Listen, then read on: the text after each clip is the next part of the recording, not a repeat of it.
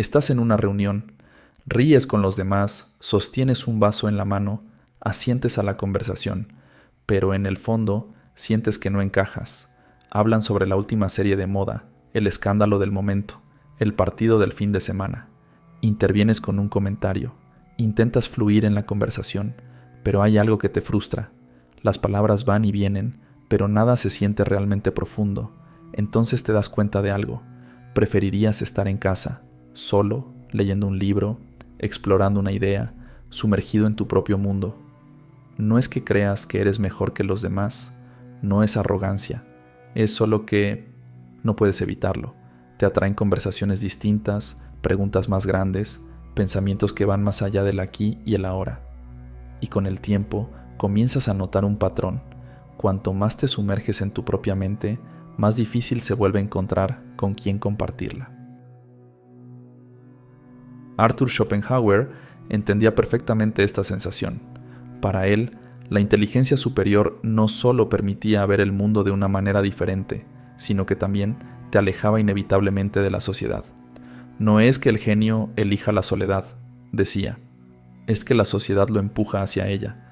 Nikola Tesla evitaba cualquier interacción innecesaria, convencido de que el contacto humano era una distracción. Newton pasó años aislado en sus estudios, ignorando la vida social casi por completo. Emily Dickinson se refugió en la poesía, escribiendo en soledad hasta el final de sus días. Friedrich Nietzsche, por su parte, llegó a decir que la multitud es un océano donde los espíritus libres se ahogan. Pero aquí está la pregunta clave. ¿Es este aislamiento una maldición o un privilegio? Vivimos en una era donde la conexión está a un clic de distancia, donde la vida social se mide en interacciones, seguidores, notificaciones, y sin embargo, nunca ha habido tanta gente sintiéndose sola. ¿Es la soledad el precio que pagan las grandes mentes? ¿O es, en realidad, el espacio que necesitan para florecer? Hoy vamos a sumergirnos en una idea que incomoda, pero que muchos sienten en silencio. ¿Por qué las personas inteligentes parecen preocuparse menos por la vida social? ¿Y si la soledad es realmente la mejor opción? Porque tal vez, después de este video, nunca vuelvas a ver la soledad de la misma manera. Piensa en esto. Cuanto más entiendes el mundo, más difícil se vuelve encontrar personas con quien compartir esas ideas. Es como hablar en otro idioma en un lugar donde nadie te entiende. Schopenhauer lo dijo claramente. El pensamiento profundo es un camino solitario, no porque el pensador lo desee, sino porque cada paso lo aleja más de la mayoría. Y esto tiene una razón muy simple. El conocimiento transforma la forma en que interactuamos con el mundo.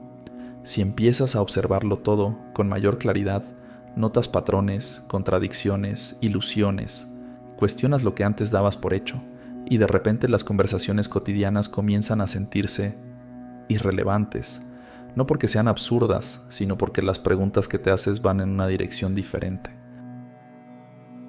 Las pequeñas charlas sobre el clima, las noticias virales, los eventos de la semana, todo eso puede ser entretenido para la mayoría, pero para alguien con una mente inquieta no sacia el hambre de respuestas más profundas. Y aquí está la paradoja. Cuanto más consciente eres de la complejidad de la vida, más difícil se vuelve encontrar con quién compartir esas ideas.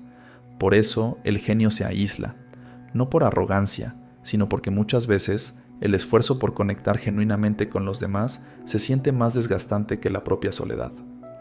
Nikola Tesla se alejaba de la sociedad porque consideraba que las interacciones humanas interferían con su trabajo. Isaac Newton pasaba semanas en completo aislamiento, consumido por su obsesión con el universo. Incluso Nietzsche, que creía en la voluntad de poder y el dominio del destino propio, reconocía que el precio de pensar diferente era la desconexión con el resto.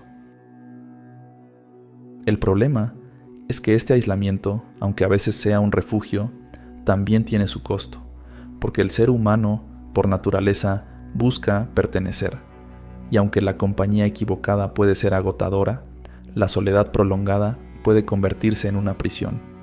Entonces, ¿hay una solución?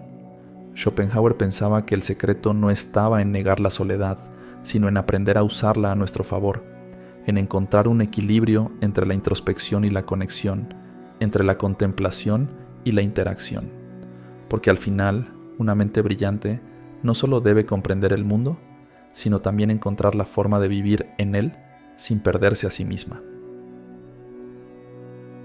Es fácil idealizar la soledad, decir que es el refugio de los genios, el precio que paga la grandeza, el camino inevitable de quienes ven el mundo con más claridad.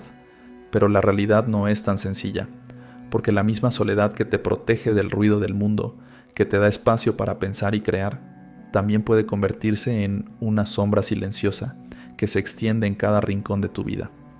Al principio se siente bien, es liberador.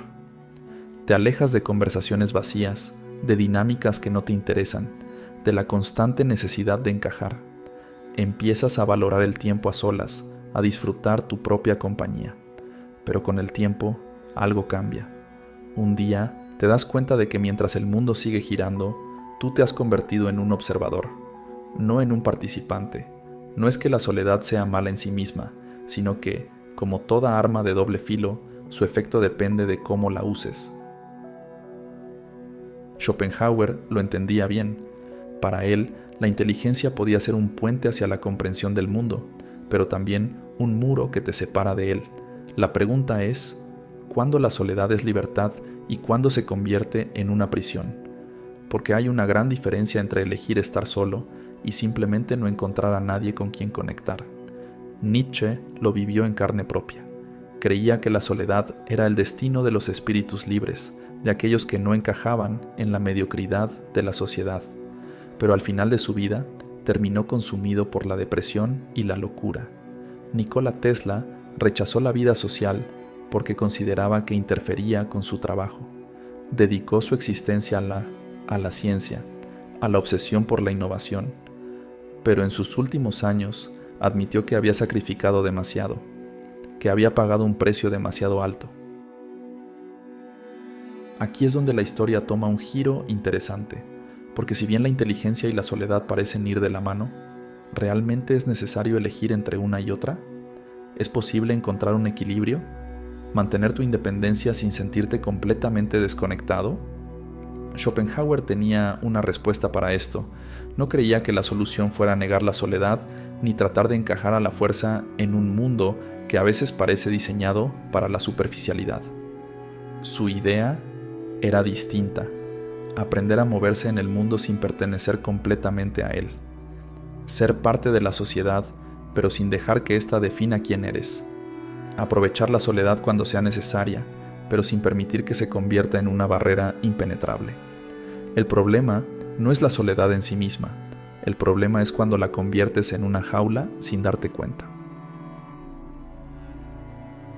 Si la inteligencia superior te aísla, pero la soledad total te consume, entonces, ¿cómo se supone que debes vivir en sociedad sin sentirte atrapado en ella? Schopenhauer tenía una respuesta: no necesitas elegir entre el aislamiento total y la superficialidad social. Hay una tercera vía, el desapego filosófico. ¿Qué significa esto?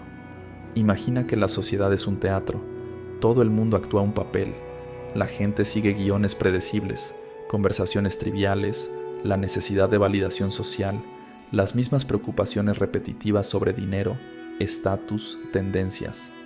La mayoría de las personas se sumergen en este juego sin cuestionarlo, pero tú no tienes que hacerlo.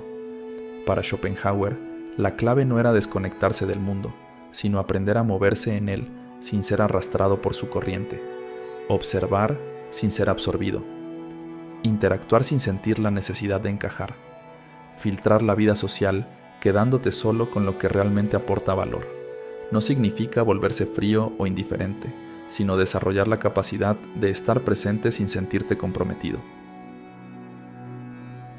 Piénsalo así: los estoicos, como Marco Aurelio, gobernaban en medio de multitudes, rodeados de personas, responsabilidades y expectativas, pero internamente mantenían una calma imperturbable.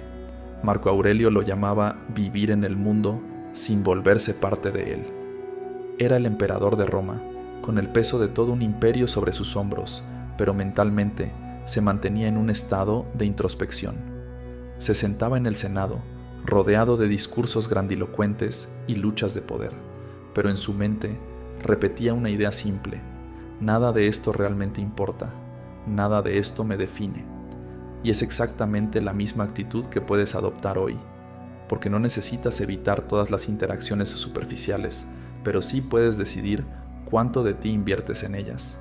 Si una conversación no tiene profundidad, no significa que debas huir, sino que no tienes que involucrarte más de lo necesario. Si el mundo parece obsesionado con banalidades, no significa que debas aislarte, sino que puedes buscar los pocos espacios donde realmente encuentres conexión.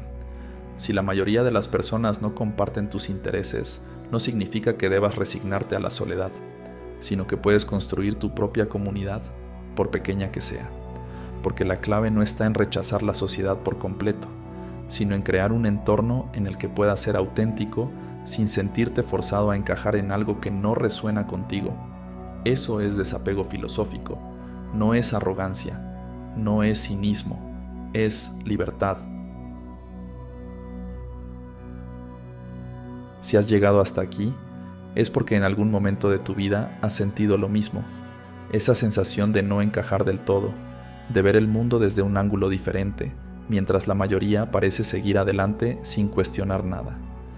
Tal vez has estado en una habitación llena de gente y aún así te has sentido solo. Tal vez has intentado compartir tus ideas solo para encontrarte con miradas vacías, con respuestas mecánicas, con la sensación de que la conversación se queda en la superficie. Tal vez has aprendido a disfrutar de tu propia compañía, pero en el fondo hay momentos en los que el silencio pesa más de lo que te gustaría admitir. Aquí está la verdad.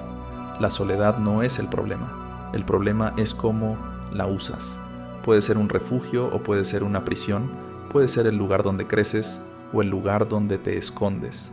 Schopenhauer decía que la soledad es la suerte de todos los espíritus excepcionales, pero incluso los más grandes pensadores, en algún punto, se preguntaron si era un privilegio o un castigo. La verdadera inteligencia no está en rechazar el mundo ni en sumergirse por completo en él. Está en encontrar el equilibrio, en aprender a moverte en la sociedad sin sentir que pierdes tu esencia, en elegir cuidadosamente tus conexiones sin aislarte por completo, en ser lo suficientemente fuerte para estar solo, pero también lo suficientemente sabio para saber cuándo vale la pena compartir el camino con alguien más. La pregunta final no es ¿debo estar solo? La pregunta final es ¿qué voy a hacer con mi soledad? Porque la verdadera prueba de inteligencia no es solo entender el mundo, sino saber vivir en él sin perderte a ti mismo. Si este video te hizo pensar, dale like, suscríbete a Un Poco de Filosofía y dime en los comentarios, ¿has sentido que la inteligencia te aleja de los demás? ¿Cómo has encontrado tu equilibrio? Nos vemos en el próximo video. Hasta entonces, recuerda esto. No importa cuán solo te sientas, hay otros que también están viendo el mundo de una manera diferente. Y tal vez justo aquí hemos encontrado un punto de encuentro.